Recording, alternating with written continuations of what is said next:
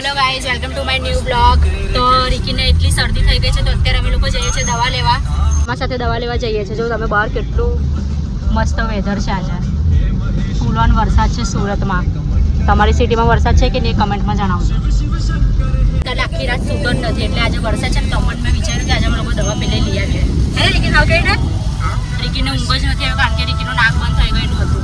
એટલે રિકીને છે ને તકલીફ નથી થતી શ્વાસ લેવામાં એટલે મેં વિચાર્યું કે આજે દવા લઈ આવું. પૂછો રિકીને ઊંઘ આવી ગઈ છે. એટલો વરસાદ છે ને કે પાણી ભરાઈ ગયેલા છે. અમારાથી અગાડી જવાય એમ જ નથી. હવે મને વિચાર આવતો છે કે અમે લોકો જઈએ જ કેવી રીતે અગાડી.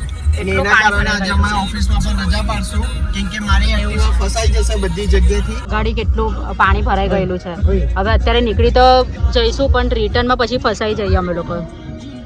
બધે જ ભરાઈ ગયેલા છે એટલે મારે પાછું હવે રિટર્ન જ થવું પડશે ને દવા લીધા વગર.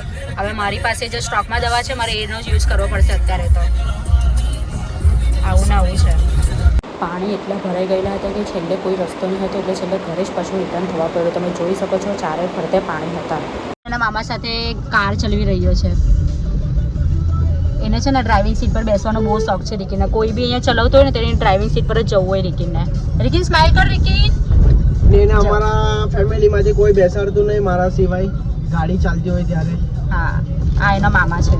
ધ્રુવ મામા છે આનું નામ. જેને ગમે ત્યારે ફોન કરે તો એની ટાઈમે હાજર થઈ જાય છે. ત્યારે અમે લોકો હોસ્પિટલમાં ફોન કરીને દવાનું નામ મીન્સ કે ડૉક્ટરને વાત કરી તેમને દવા કંઈ લખી આપી છે. તો હવે અમે લોકો મેડિકલમાં એડ લેવા જઈએ છીએ કારણ કે હોસ્પિટલ જવાય તેમ છે નહીં એટલે હવે દવા જ લઈ લઈએ મેડિકલમાંથી. હું જાઉં છું મેડિકલમાં દવા લેવા માટે. રિકીને આપ્યો છે એના મામા પાસે અને મેં અત્યારે મેડિકલમાં જાઉં છું. દવા લઈ લીધી છે ને હું જાઉં છું પાછી ગાડીમાં. જો રિકીના નાટક જોઉં તમને દેખાતો નહીં હશે. એ ફૂલ પાણી છે. મેં જાઉં કઈ રીતના બેસાડી દીધો છે વચ્ચે. જો એની દવા લઈને અમે લોકો જઈએ છીએ હવે મારા ઘરે પાછા. હવે એને દવા પીવડાવીને સુવડાવી દઉં કારણ કે રાતના એ સૂતો જ નથી એટલે બપોરે હવે હમણાં સૂઈ જશે શાંતિથી. તો હું તમને મળું થોડી વાર પછી. લેકિન બાય કહી દે.